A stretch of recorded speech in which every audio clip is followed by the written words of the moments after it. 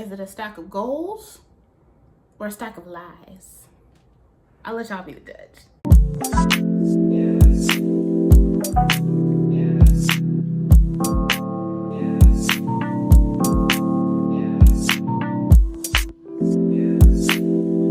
What up, y'all? Welcome back to the channel. This is me trying to make sure that I don't forget about you guys. Listen, everyone is doing their 10 before the end right now, and I was like, you know what? I want to do that. What was it? Brit in her book said that everybody lying. And yeah, we are lying. Are we going to get through all these books by the end of the year? Probably not. But I would like to. So today I'm going to give you guys my 10 before the end. These are 10 of the physical books on my TBR, on my shelf, that I would like to finish before the end of 2025. Now, will I? Probably not. Probably won't get through all of them, but I think that I will still crush quite a few of them. So if you want to see what books I have that I'm trying to get through by the end of this year, just stay tuned. All right, y'all. First things first. I was supposed to read this at the beginning of the year. This was actually supposed to be a buddy read, but me and my girl, we kind of forgot. We started doing other stuff. But I do still want to give this a fair shot because I absolutely adore the muses. So when I saw that Farrah Rochon dropped Bemused at the beginning of the year, I had to go ahead and add it to my collection. I mean, first of all, if Black women are on the cover, absolutely. I love Hercules is one of my favorite Disney movies, just in general. I would say like top 3: Lion King, Aristocats, Hercules. The muses narrated Hercules' story. Now they'll reveal their own gospel truth. Living in a quiet village with their overprotective mother, teenage sisters Calliope, Cleo, Melpomene, Terpsichore, and Talia are talented performers with no audience. If Callie had her way, she'd pursue her dream of writing epic stories in the city of Thebes. But family comes first, and as the eldest, she'd never leave her beloved sisters behind. Then, following a disastrous public performance, their mother reveals a shocking secret. She is Mnemosyne, the goddess of memory, and for nearly 2 decades, she's been on the run from her fellow gods, desperate to keep her daughters safe from their machinations. Before she can share more, she's kidnapped, and though the girls don't know it yet, the villain pulling the strings is Hades, fiery god of the underworld. Under Callie's leadership, the sisters embark on a journey to save their mother and learn more about their own divine origins. But the path ahead is filled with mythical trials and tribulations, and they'll need to rely on both their individual talents and the strength of their sisterhood to ensure that they ascend from zeros to heroes. Or more accurately, heroines. So I'm really excited to read this. I think I want to actually try to read this month because it looks like it's going to be a pretty quick read. Hyped for this. Yeah, I'm hyped for this. And I need to go ahead and read it because, like I said, I love the muses. This has been on my shelf for a hot ass minute. And after finishing Maggie Gray, like I feel like I really want to just continue that like magical HBCU vibe. And part of me like kind of put this down because some of the criticisms I saw kind of gave me pause when it came to this book. And just by saying that, I feel like you guys should already know what book I'm talking about. That is Blood at the Root by Ladarrion Williams. So this book I saw marketed by Ladarrion himself a lot prior to its release. And he was saying how it's supposed to be like a magical HBCU. But also it's supposed to be like a trauma-free story kind of situation.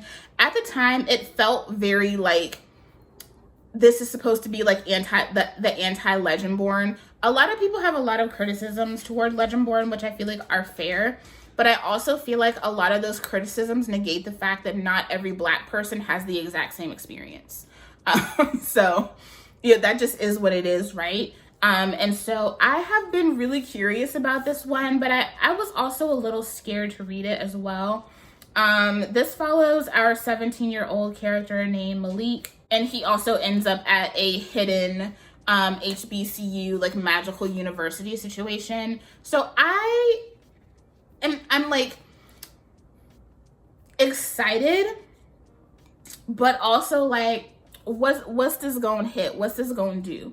Because I don't know. I just feel like a lot of people sang its praises, but then like later on, people were like, oh yeah, I actually really didn't like that. And I don't like that. Like I'm always gonna elevate Black people, but like, we gotta be honest when we elevate Black people. And I feel like it's okay to say that you weren't a fan of something or that you weren't a fan of certain representation. You don't have to trash somebody to just be honest about your experience with the book. So I am really excited, but like a little nervous to get into this one. Y'all let me know what you thought about this book, because I've heard a lot of like dissenting criticisms on this. We have one that is giving very much like, bitch, please work on finishing this series. I think now that we have the final book announced, I talk about that in the last book in Breakfast, I think I'm finally ready to like continue on with the series and like really truly engage with it again. And that is continuing the Dark Olympus series by Katee Robert. I love this world. I love these characters. This is another series that I think gets a lot of criticism. I think one, because a lot of people either like really vibe with Katee Robert's writing or they don't, but this is also just different. There's no real magic system. This does follow the mythology of the gods, but the people that are in these books do not have any type of magic. It's like a semi magic system, because the world of Olympus obviously has some type of magic keeping it going, but the people themselves are not magical beings. And the names that they have are basically like figureheads. And so like, for example, Hades, he's the leader of the underworld, not because like he can do anything with dead people, but because he literally runs the underworld in Olympus. Or Demeter, who is not an actual goddess in this world, but she helps to run basically the farming, produce, wheat, all of that stuff within the city. So it's not a magic system, but you get what I'm saying. So the last book I read in this series was Cruel Seduction. So it's time for me to get into Midnight Ruin. And this one, I believe, is also Why Choose, if I remember right. I could be thinking wrong though. No, yeah, it is. I love that every Katee Robert book gets some of the prettiest art ever. Eurydice Demetrio has always been the innocent sister, but she's finally ready to step out of the long shadow cast by her powerful family and the ex who shattered her heart. Perhaps rough hands on soft skin are exactly what she needs to forget her heartbreak once and for all. Karen Ariti has been Hades' right-hand man for years. He's given everything to the lower city, but now he's ready to take something for himself. He's only too happy to give Eurydice a special kind of education. But is her heart really free enough to be claimed? Orpheus Makos is desperate to make things right. Once the golden boy of the upper city, he's now a shadow of his former self. He'll do anything to get Eurydice back, even if it means she's not coming into his arms alone. 3 hearts, 3 futures, countless ways to get it wrong. But with enemies slipping through Olympus's faltering barrier to lay siege on the lower city, a trio of broken hearts would be the least of these would-be lovers' worries. So I'm excited to get into this. We already have kind of been following the descent between Orpheus and Eurydice. We're introduced to the difficulties in their relationship, like literally in book 1, when we see her coming to kind of find solace in her sister in the underworld in the first book, because the first book is Hades and Persephone. So I am looking forward to this, because I feel like out of all of the relationships, this is the one that has been teased the most throughout the series, and we're finally getting it. I think the only other one that has really had this huge buildup has been Hera and Zeus. So yeah, I love this world. I love me some Katee Robert. I love the way she writes her characters. I love the way that she writes queer characters. So it's time. It's time for me to get back into it. When I tell y'all, I basically have a full shelf of Katee Robert. I need to get a new bookshelf. We have Kiss of the Basilisk by Lindsay Straube. I gotta get into this month. I've been trying to wait for my boo so we can do a buddy read, but once I finish Pucking Sweet, I might just have to go ahead and get into this one because I want to know what the hype is about. And book 2 is coming out at the end of the month. So this is another one that is just straight up hunting. But the hunting is part of the magic system. And so it does matter. Let's see. 20-year-old Temperance Varys has never been kissed. But that's what the Basilisk is for.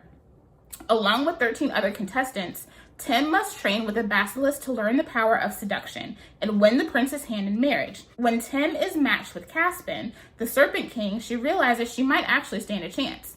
But with tensions rising between the Basilisk and the humans, Tim is suddenly torn in 2 directions. As her bond with Caspian deepens, so does her connection with the prince.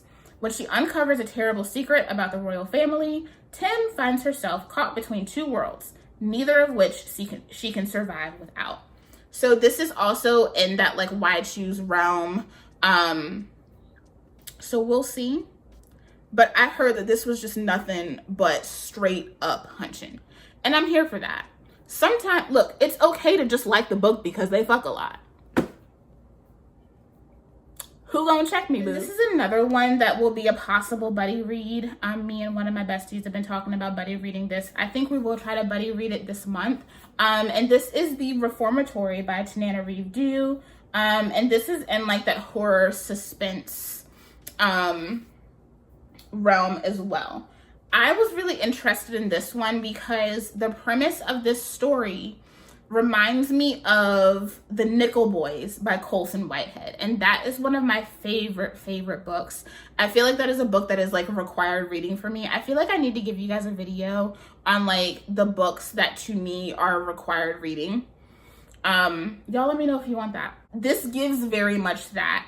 This is set in 1950s Florida in a town called Gracetown, and we have a young man named Robbie who was sentenced to 6 months in a school for boys, but it is discovered that there are some very unseemly things happening in this school.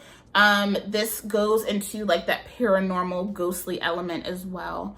And I'm really excited to get into this one. I've heard nothing but amazing things about this. Tananarive Due is a beloved author in the genre. And I don't read a lot of creepy books. Like, I just don't read a lot of creepy books. I never really have. I've always been a fantasy girly, but never really been super into like horror, thriller, stuff like that. But this sounds like it's going to be right up my alley. So I will definitely be updating you guys on this one. I know I owe you guys a lot of book reviews, and I have a solution for that. So stay tuned. And then in the interest of continuing series, it is time for me to get back on my Harley Laroux kick. So I read book 1 in this series last year, I believe, and I enjoyed it even though the FMC got on my last damn nerve. But I want to continue the Souls trilogy. I don't think I'll finish it this year, but I do want to go ahead and dive into book 2, which is Her Soul for Revenge. So all of these follow demons, okay? We're in a small town. We have some cult energy going on. This one specifically follows Juniper and Zane. After a cult tried to sacrifice me to their wicked god, I went on the run, doing whatever was necessary to survive, until a demon offered me a deal. Give him my soul, and he'll help me claim the vengeance I seek.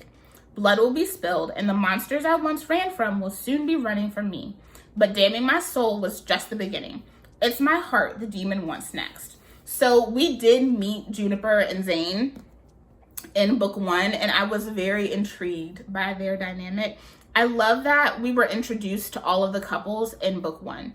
And so we're introduced to the last couple in that one as well, and they definitely, yeah. I wanted to knock this out for spooky season, but I just didn't get to it. So I am ready to go ahead and jump back into this world. I love Harley Laroux. Like, she does dark and nasty and filthy absolutely right for me. So, yeah, we got to get into her. We got to get into her. I probably shouldn't have chosen such big books for my 10 before the end.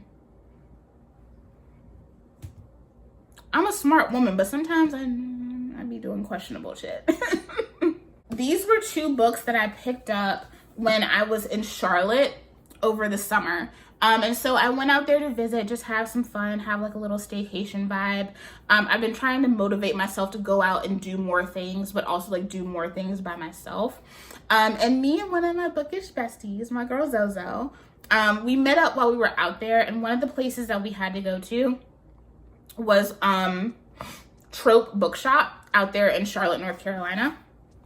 And so I picked up 2 books, and I do want to read these by the end of the year because they both have been on my TBR for a very long time. The first one is Wolfe by Paisley Hope. And I mean, I love this book, even though there are some discussions about the artist who does the covers for Paisley Hope and a few other authors now possibly using AI. I don't know. I feel like we're going to be running into a lot of that over the next several years. But I'm excited to get into this. This is another motorcycle club situation. Right now I'm reading Desperado, and that is like soothing that itch for me. But I know once I finish Desperado, I'm going to want some more of the same vibes. The only people I care about are the ones who don my cut. Women are just a tool. Never to covet, only to use. Each face blending into the next. The formula I live by is simple. Death is always at my door. I am a soldier of bedlam. Until a little hummingbird flies into my crosshairs and I'm forced to feel something I haven't felt for as long as I can remember. Alive. Let the hunt begin. Look, I'm here for it. I'm here for it. I love a mean man. I do. I love a mean man. And I don't care how anyone else feels about it. So this, I feel like, is going to be right up my alley because I love motorcycle club dynamics. I love the politics within and all of that stuff. But I also just, like I said, love a mean man. And I feel like Gabriel Wolfe is going to give me that. Yeah. And then I also picked up this one by Natasha Bishop. I've never seen these books like in store before. So when I saw it, I was like, yeah, I need to get that. This is book 1 in the Lost and Found series, and this is Where We Found Our Home. I love me a firefighter MMC. Now, they'll break your heart in real life, but in them books, yeah. This follows Lincoln and Sierra. I had my chance at love, and I threw it away. I don't deserve another. I dedicated my entire life to my community. There's no time for anything else. But then I met her. Sierra Jeffries is everything I told myself I didn't want, but she might be everything I need if I can just hold on to her. If I don't get out of this town, I'll lose my sanity, my loved ones, and my life. I need a fresh start, and Austin, Texas feels as good a place as any. I wasn't supposed to build connections, and I definitely wasn't supposed to fall in love. Lincoln Cole has other plans for me. He has me breaking all my rules, and I feel safe in his arms. But safety is a luxury I don't have. I thought I ran far enough, but my past will never let me go, and my recklessness may just get Lincoln burned. Listen, I love it when we have a woman kind of running from her woes and her problems. It's giving kicking the feet and giggling. And she's also like one of the only books in here that's not like 5,000 pages long. So I'm probably going to read this soon. I feel like this is going to be a really good read for November. This one and Holding by Alexandria House, I think are going to be 2 of like my big Black romance focuses this month because they're short and I think they're going to get me right. All right, we have one more that is very much series that I need to finish. That is Wicked Ties by Shanora Williams. Y'all already know I adored Vicious Bonds, and I'm pretty sure I put this on my 10 before the end last year. Did I finish it? No. But I think I'm over being petty about the covers. Really and truly, I was just petty because I wanted to get Lethal Souls in the indie, and they said it was going to come out in the indie first, but it never did. And I hate that my books don't match, but that's okay. So this is picking up right where we left off at the end of Vicious Bonds. Kind of just an overview of the book itself. We have our FMC Willow, who is a twin in mourning. She is accepting that her brother is basically gone. He went missing, he never came back, and he has been assumed dead. And she's just kind of been trying to pick up the pieces ever since. But it's been really hard because in having experienced that trauma of losing basically like her soul bond, she's been having these really, really weird dreams. She's having these dreams where someone is calling out for her, and it's a man, a very attractive man. And he shows up in every single dream. And in every single dream, she wakes up to her dying and being ripped apart by something. One night, the dream happens again, but it's not in the same way that it always happens. Y'all hear Hank scratching himself? One night, the dream happens again, but it's not in the way that it always happens. It becomes very, very out of body, and she feels like she's traveling between planes.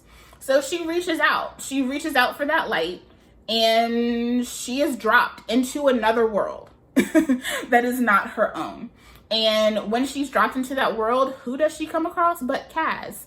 Kaz is the man that she's been seeing in her dreams all this time. And she's freaked out because she knows him, and he's freaked out because he knows her. They are inextricably tied to one another, but they don't quite understand how. I love this world. I love these characters. The ending of the first book stressed me the hell out, so I really need to go ahead and open this one back up. And then last but not least, I have really been trying to get a lot of like my Black romance goals out of the way. One of my big goals was reading Demon's Dream this year, and I did, and I loved it. And so it's time for me to really and truly throw myself into the universe of Grey Huffington. I gotta read Luca before the end of the year, y'all. I have to. Also, can we just talk about how beautiful this book is? I did get it in the hardcover simply because the hardcover was only like $1 or $2 more than the paperback, and I was like, you know what? I might as well. This one right here, I've heard so many good things about, and I think there's like a Luca Square now. I think she might be coming out with another one. I don't know. But I need to get into this original story. She's an angel, and she doesn't mind dancing with a demon. That's why I'd move mountains, dry seas, and hydrate the desert if it made her happy. She brought goodness to the world. It was only right that I made it hers, along with the 2 tiny beauties that shared her hazel eyes and perfect smile. For them, I'd do whatever. For them, I'd become whoever. He's a protector, and a far cry from the menace they've labeled him. He's just misunderstood. That's why I climb the highest mountain, cross the widest sea, and conquer the desert if it brought us closer together. He brought so much wholesomeness to the world. It was only right that I made him a part of mine, along with my 2 minis that share my story and sentiments. Because of him, we found happiness. Because of him, we found home. This is the Eisenberg Effect Book 1, and I gotta get into it. I have to. I've heard so much about this series. People absolutely adore it, and I gotta get into it. The fact that I haven't, I know some of y'all are side-eyeing me right now because I haven't. So I have to get into it this year. I have to get into it before the end of the year. I adore Demon's Dream.